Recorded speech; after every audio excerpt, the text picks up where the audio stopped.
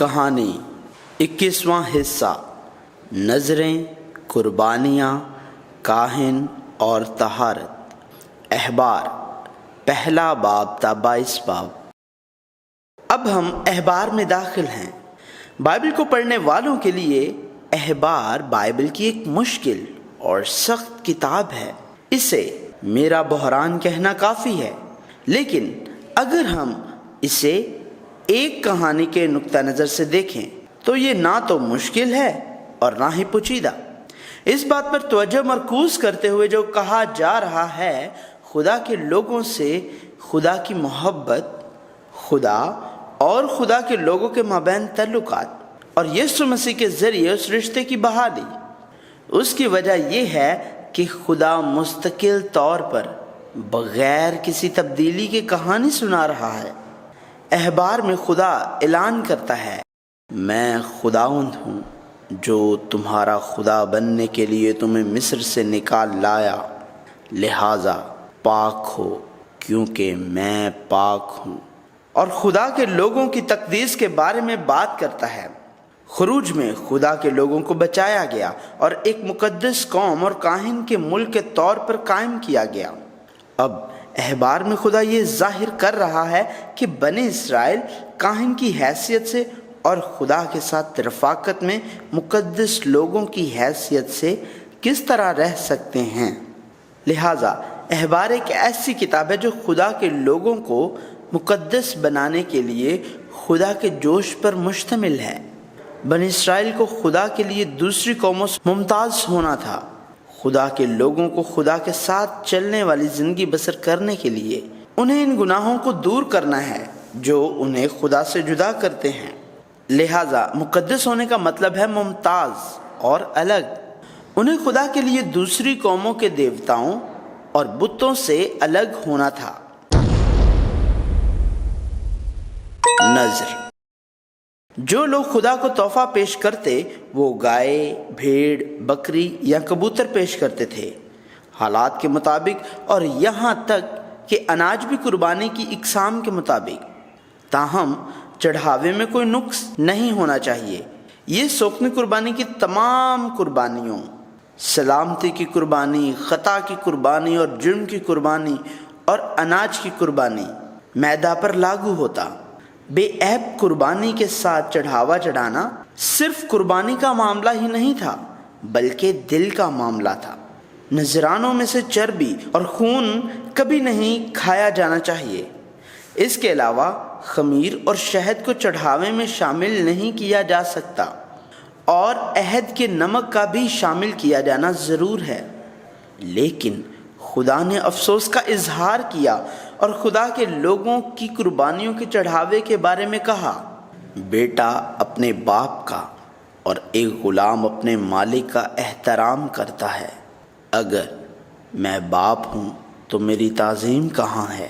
اگر میں آقا ہوں تو میرا احترام کہاں ہے؟ یہ کاہن تم ہی ہو جو میرے نام کی تحقیر کرتے ہو، لیکن تم پوچھتے ہو ہم نے کس طرح تیرے نام کی توہین کی ہے؟ میری قربان گاہ پر ناپاک روٹی گزران کر کے۔ لیکن تم پوچھتے ہو ہم نے تمہیں کس طرح ناپاک کیا؟ یہ کہہ کر کہ خداوند کی میز حقیر ہے۔ جب تم قربانی کے لیے اندھا جانور پیش کرتے ہو تو کیا یہ غلط نہیں ہے؟ جب تم لنگڑے یا بیمار جانوروں کی قربانی دیتے ہو تو کیا یہ غلط نہیں ہے؟ اپنے حاکم کو نظر کرنے کی کوشش کرو، کیا وہ تم سے خوش ہوگا؟ کیا وہ تم کو قبول کرے گا؟ قربانیاں 5 طرح کی تھیں۔ ان میں سوائے اناج کی قربانیوں کے سوکھنے قربانی، سلامتی کی قربانی، جرم کی قربانی اور خطا کی قربانیوں میں کچھ فرق تھا، لیکن ان سب میں بنیادی طور پر گائے، بھیڑ اور بکری ایسی قربانیاں تھیں جنہیں جلا دیا جاتا تھا۔ قربانی پیش کرنے والے شخص کو اپنا ہاتھ قربانی کے سر پر رکھنا، گناہ اس پر لادنا، پھر قربانی کو قربان کرنا، اس کا لہو لے کر سوکھنے قربانی کی قربان گاہ کے چاروں اطراف پر چھڑکنا، قربانی کی کھال اتارنا، ٹکڑوں میں کاٹنا اور ٹکڑوں کو سر اور چربی کے ساتھ آنتوں اور پیروں کو جلانا ہوتا تھا۔ قربانی کا سب سے بڑا معنی ہے فدیہ۔ شکل مختلف ہے، لیکن قربانی دینے والے کا گناہ قربانی کو دے دیا جاتا ہے، اور قربانی دینے والے کے بجائے جس کو جرمانہ ادا کرنا پڑتا ہے، چڑھاوا ہی قربان ہو جاتا ہے اور اس شخص کو کفارہ مل جاتا ہے۔ کفارہ کی قربانی گناہوں کی جو قصدن نہیں کیے گئے تھے معافی کے آلہ کی طرح ہیں۔ تاہم بنی اسرائیل نے اپنے گناہوں اور قربانیوں کو دہرایا۔ بار بار ہونے والے گناہوں کو روکنے کی خواہش اور اعتراف اب موجود نہیں رہا، اور قربانی ان کی باقاعدہ روزمرہ کی زندگی کا ایک حصہ بن گئی۔ تب خدا نے لوگوں کی قربانیوں کے بارے میں افسوس کا اظہار کیا اور کہا، تمہارے ذبیحوں کی کثرت سے مجھے کیا کام؟ میں مینڈوں کی سوکھنی قربانیوں سے اور فربا بچھڑوں کی چربی سے بیزار ہوں، اور بیلوں اور بھیڑوں اور بکروں کے خون میں میری خوشنودی نہیں۔ جب تم میرے حضور آ کر میرے دیدار کے طالب ہوتے ہو تو کون تم سے یہ چاہتا ہے کہ میری بارگاہوں کو روندو؟ آئندہ کو باطل ہدیے نہ لانا۔ بخور سے مجھے نفرت ہے، نئے چاند اور سبت اور عیدی جماعت سے بھی، کیونکہ مجھ میں بد کرداری کے ساتھ عید کی برداشت نہیں۔ نذروں اور قربانیوں سے لے کر کاہنوں تک۔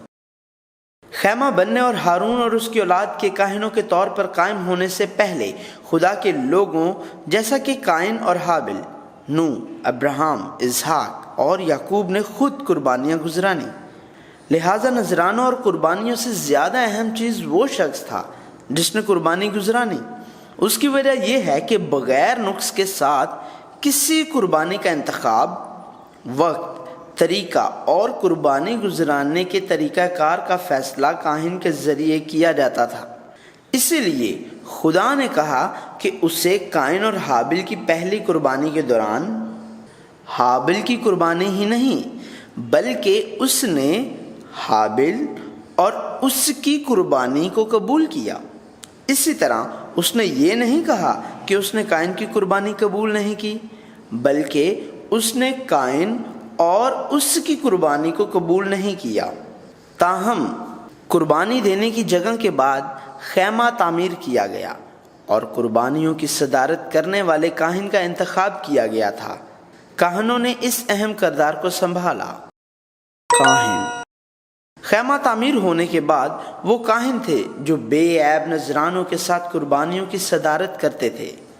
جس طرح قربانی کو بے عیب ہونا تھا، اسی طرح کاہنوں کو بھی بے عیب ہونا تھا۔ اسی لیے خدا نے موسیٰ سے کہا، پھر ہارون کو مقدس لباس پہناؤ، اسے مسح کرو اور اس کی تقدیس کرو تاکہ وہ کاہن کی حیثیت سے میری خدمت کرے۔ اس کے بیٹوں کو لاؤ اور انہیں کرتے پہناؤ، جس طرح تم نے ان کے باپ کو مسح کیا، اسی طرح ان کو بھی مسح کرو تاکہ وہ بطور کاہن میری خدمت کریں۔ ان کا مسح کہانت کا ہوگا جو ان کی نسلوں تک جاری رہے گا، لیکن وہ نہ تو پاک تھے اور نہ ہی کامل، اور ان میں غلطیاں تھیں۔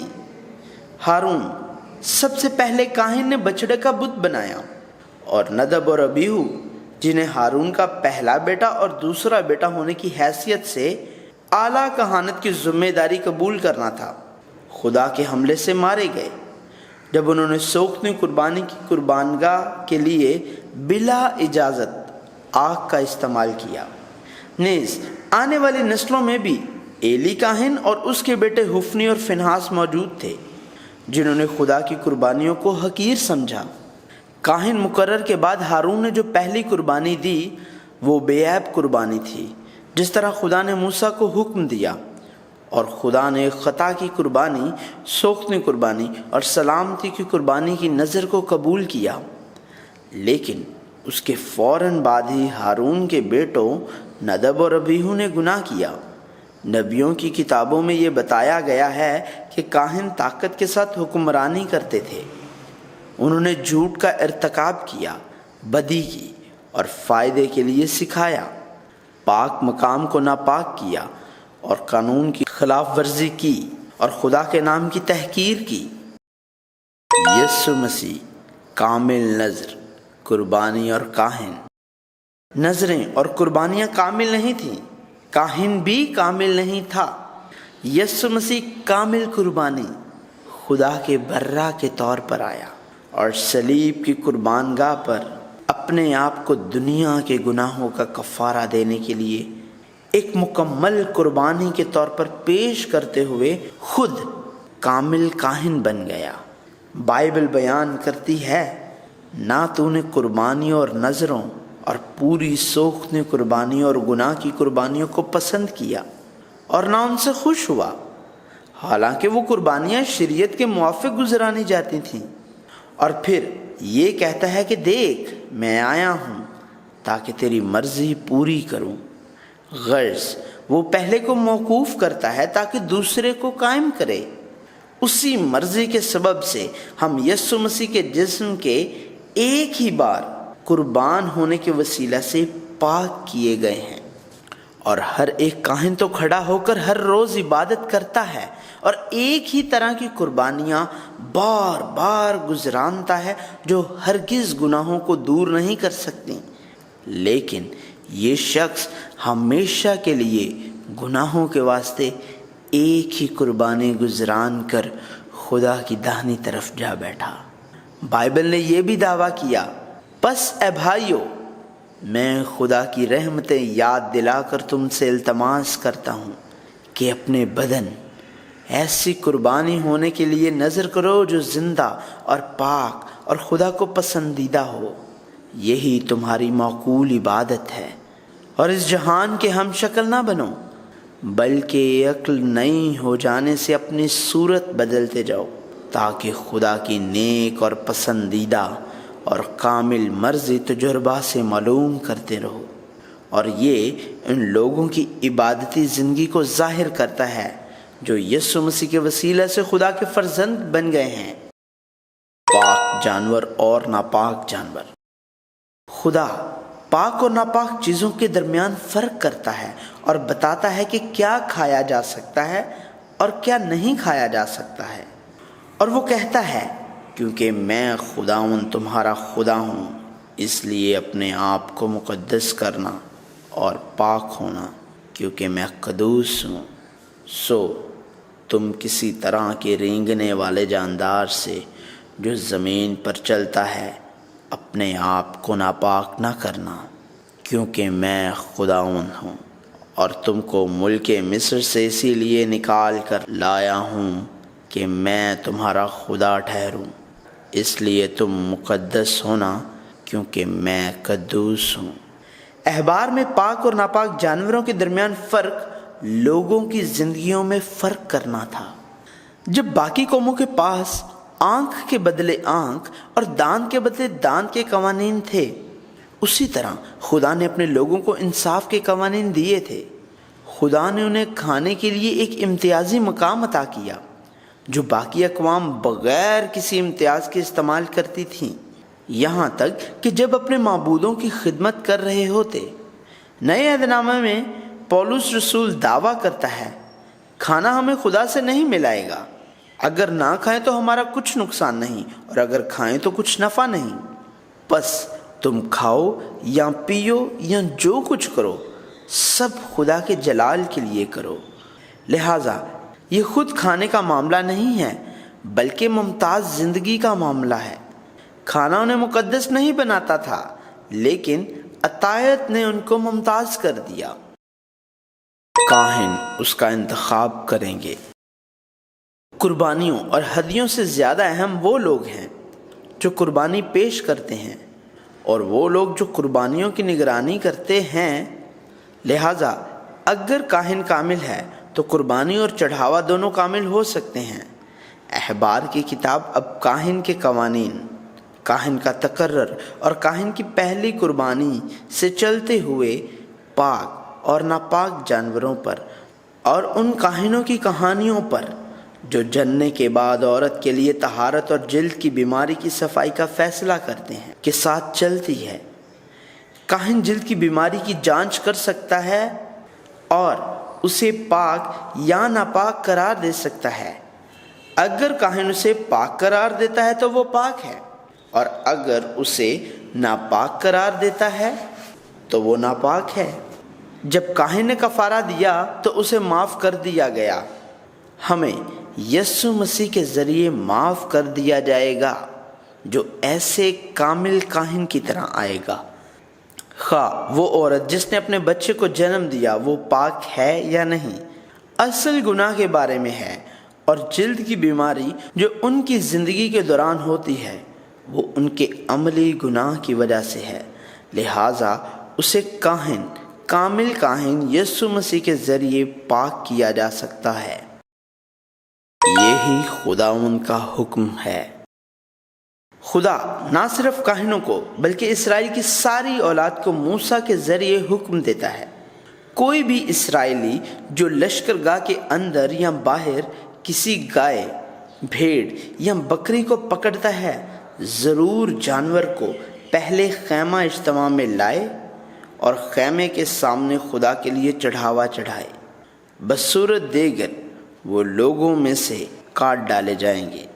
یہاں تک کہ اگر جانور کھیت سے پکڑا جاتا ہے تب بھی اس نذرانہ کو خیمے کے دروازہ پر لایا جائے اور کاہن کو دے، تاکہ وہ سلامتی کی قربانی کے طور پر خدا کے لیے قربان ہو۔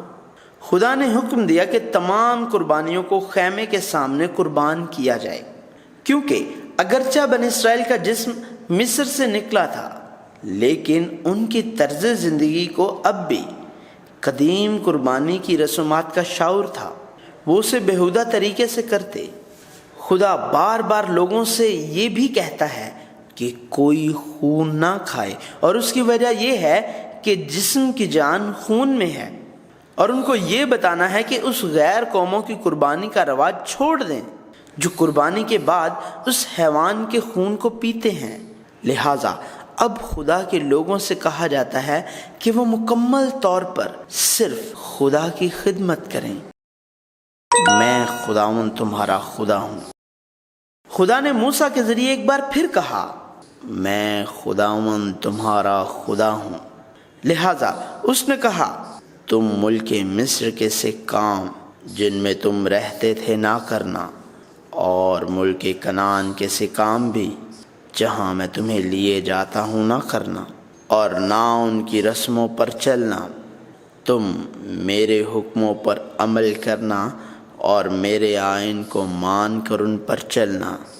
میں خداوند تمہارا خدا ہوں، سو تم میرے آئین اور احکام ماننا، جن پر اگر کوئی عمل کرے تو وہ انہی کی بدولت جیتا رہے گا۔ میں خداوند ہوں۔ اور جو کہا جا رہا ہے وہی ہے جو پہلے ہی کہا گیا تھا۔ بتوں کی عبادت کرنے کے لیے جانوروں کو پکڑنے اور خون پینے کے ساتھ ساتھ بے حیائی کرنے کے رواج کی پیروی نہ کریں۔ حیض کے دوران کسی عورت کے ساتھ جنسی تعلقات نہ رکھیں، ہمسایہ کی بیوی سے جنسی تعلقات نہ رکھیں، بچوں کو مولع کی خاطر آگ میں سے نہ گزاریں، ہم جنس کے ساتھ جنسی تعلقات نہ رکھیں، جانوروں سے جنسی تعلقات نہ رکھیں، اور ان سے اپنے آپ کو ناپاک نہ کریں، کیونکہ جن قوموں کو خدا نے مٹا دیا ہے وہ ان سے اپنے آپ کو ناپاک کر چکی ہیں، اور اس لیے کہ ان کی سرزمین آلودہ ہو گئی ہے اور انہیں باہر پھینک دیا گیا ہے۔ اگر بنی اسرائیل ایسا کرتے ہیں تو وہ زمین اسرائیلیوں کو بھی پھینک دے گی۔ خدا کے لوگوں کو خدا کے لوگوں کی زندگی گزارنی ہوگی، کیونکہ خدا اب ان کا خدا ہے۔ پاک ہو، تمہارا خدا پاک ہے۔ خدا نے موسیٰ کے ذریعے ایک بار پھر کہا، پاک ہو کیونکہ میں خداوند تمہارا خدا پاک ہوں۔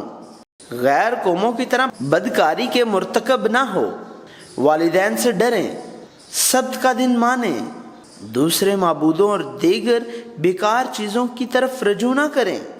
جب خدا کو سلامتی کا ذبیحہ گزرانو تو اس کو اس طرح گزرانو تاکہ وہ اسے خوشی سے قبول کرے۔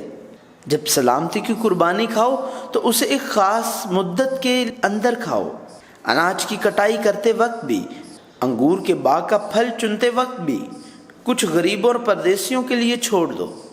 چوری نہ کرو، دھوکہ نہ دو، جھوٹ نہ بولو، خدا کے نام کی جھوٹی قسم نہ کھاؤ، پڑوسیوں کو دھوکہ نہ دو یا نہ لوٹو، مزدوروں کو وقت پر مزدوری دو، معذوروں کو نہ کوسنا، انصاف کے ساتھ انصاف کرو، غیبت نہ کرو، منافع کے لیے قتل نہ کرو، اپنے بھائیوں کو سرزنش کرو لیکن اپنے دلوں میں ان سے نفرت نہ کرو، دشمنوں سے انتقام نہ لو یا اپنے بھائیوں سے بغض نہ رکھو، اور اپنے پڑوسی سے اپنی مانند محبت کرو، چوپایوں کو غیر جنس سے نہ بھروانا، دو قسم کے بیج ایک ساتھ نہ بونا، دو قسم کے ملے جلے تار کا کپڑا نہ پہننا، ایک شادی شدہ عورت کے ساتھ سونے کا آئین موجود ہے، اور جب وہ ملک کنعان میں پہنچ کر قسم قسم کے پھل کے درخت لگائیں، وہ تمہارے لیے 3 برس تک نامختون ہوں اور کھائے نہ جائیں، اور چوتھے سال ان کا سارا پھل خداوند کی تمجید کے لیے نذر ہو، اور 5ویں سال سے اس کا پھل کھایا جا سکتا ہے۔ خون سمیت کچھ نہ کھائیں، نہ جادو منتر کریں یا شگون نہ نکالیں، سر کے اطراف کے بال نہ کاٹیں یا داڑھی کے کناروں کو نہ تراشیں، مرنے والوں کے سبب سے جسم پر کچھ نہ کدوائیں، اپنی بیٹی کو کسبی نہ بنائیں، خدا کے سبت کا دن مانیں، مقدس کی تعظیم کریں، جادوگروں پر یقین نہ رکھیں یا جنات کے یاروں کی تلاش نہ کریں اور ان کے ذریعے ناپاک نہ ہوں، بوڑھوں کا ادب کریں اور خدا سے ڈریں، تمہارے ساتھ رہنے والے پردیسیوں کے ساتھ بدسلوکی نہ کریں اور ان کے ساتھ دیسی کی طرح سلوک کریں، عدالتوں میں یا پیمائش کرتے وقت بے ایمانی نہ کریں بلکہ ایمانداری سے پورا وزن اور پورا ایفا اور پورا ہین رکھیں۔ خدا نے خدا کے لوگوں سے کہا کہ وہ غیر قوموں کے رسم و رواج پر عمل نہ کریں، لیکن خدا کے تمام احکامات اور قوانین کی تعمیل کریں۔ اب تمام طرز زندگی خدا اور خدا کے کلام نے دیے ہیں، یہ اس لیے ہے کہ پاک خدا ان کا خدا بن گیا۔ میں خداوند تمہارا خدا ہوں جس نے تمہیں تمام قوموں سے ممتاز کیا۔ خدا نے ابراہیم اور موسیٰ کے زمانے سے ہی کنعان، دودھ اور شہد کے ساتھ بہنے والی سرزمین کے بارے میں بات کی تھی، اور اب اس نے پھر کہا کہ وہ کنعان کی سرزمین دے گا جہاں دودھ اور شہد بہتا تھا، اور یہ کہ خدا نے اس کے لیے اسرائیلیوں کو ممتاز کیا۔ لہٰذا خدا کے لوگوں کے اعمال پردیسیوں جیسے جو دیوتاؤں کی پوجا کرتے ہیں نہیں ہونے چاہیے، اور ان کے جسم کو ناپاک نہیں کیا جانا چاہیے۔ خدا کے لوگوں کے پاک ہونے کی وجہ یہ ہے کہ خدا جس نے ان کو خدا کے لوگ بنایا پاک ہے، اور پاک خدا نے ان کی دوسری تمام قوموں میں ممتاز کیا تاکہ وہ اسرائیلیوں کو اپنی ملکیت بنائے۔ میں خداوند ہوں جو ان کو پاک کرتا ہوں۔ خدا موسیٰ کو بتاتا ہے کہ ان احکامات کو کاہنوں نے ماننا ہے۔ کاہن لوگوں کے سردار کی طرح ہوتے ہیں، لہٰذا یہاں تک کہ اگر مرنے والا اس کے خاندان سے ہو تو ان کو چھونے سے انہیں ناپاک نہیں کیا جا سکتا، اور چونکہ کاہن خدا کو غذا کی قربانی پیش کرتے ہیں لہٰذا وہ اپنے بال یا داڑھی نہیں کاٹ سکتے ہیں۔ انہیں اپنے خدا کے نام کی بے حرمتی نہیں کرنا چاہیے، اور کسبی یا طلاق یافتہ عورتوں سے بیاہ نہیں کرنا چاہیے، اور جس عورت سے اس کی شادی ہوگی وہ کنواری ہی ہونی چاہیے، یہاں تک کہ اگر وہ کسی کاہن کی بیٹی ہے تو اگر وہ زنا کرتی ہے تو اسے جلا دینا چاہیے، کیونکہ اس نے اپنے باپ کی بے عزتی کی ہے۔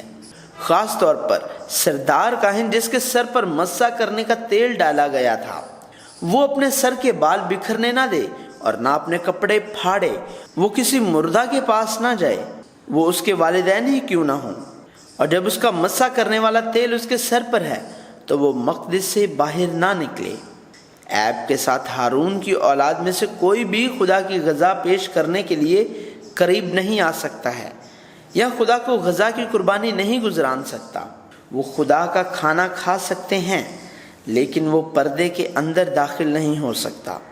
کوڑ کے مریض یا جریان کے مریض پاک ہونے تک مقدس کھانا نہیں کھا سکتے ہیں، اور کوئی کسی چیز کو چھو جائے وہ اسے ناپاک کر سکتی ہے تو وہ شام تک ناپاک ہے اور وہ مقدس کھانا نہیں کھا سکتا ہے، اور وہ سورج غروب ہونے کے بعد مقدس کھانا کھا سکتے ہیں۔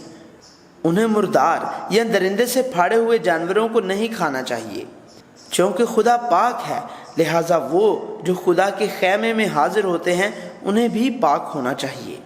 اس کے علاوہ خدا کاہنوں کے لیے مقدس کھانا کھانے کی قوانین اور خدا کو سخن قربانی کے طور پر چڑھاوا چڑھانے کے قوانین کے بارے میں بات کرتا ہے، لیکن ہمیں یہ فراموش نہیں کرنا چاہیے کہ اسے اس طرح سے دیا جائے کہ اسے قبول کیا جا سکے۔ خدا بار بار کہتا ہے، میرے احکام پر عمل کرو اور ان کی پیروی کرو۔ میں خداوند ہوں جس نے تم کو پاک بنایا اور جو تمہارا خدا بننے کے لیے تمہیں مصر سے نکال لایا۔ میں خداوند ہوں۔ ہمیں خدا کا جوش دیکھنا ہے جس نے کہا پاک بنو کیونکہ میں پاک ہوں۔ تمہارا خدا پاک ہے۔ میں خداوند ہوں جو انہیں پاک بناتا ہوں۔ میں خداوند تمہارا خدا ہوں جس نے تمہیں تمام قوموں سے ممتاز کیا۔ میں خداوند تمہارا خدا ہوں۔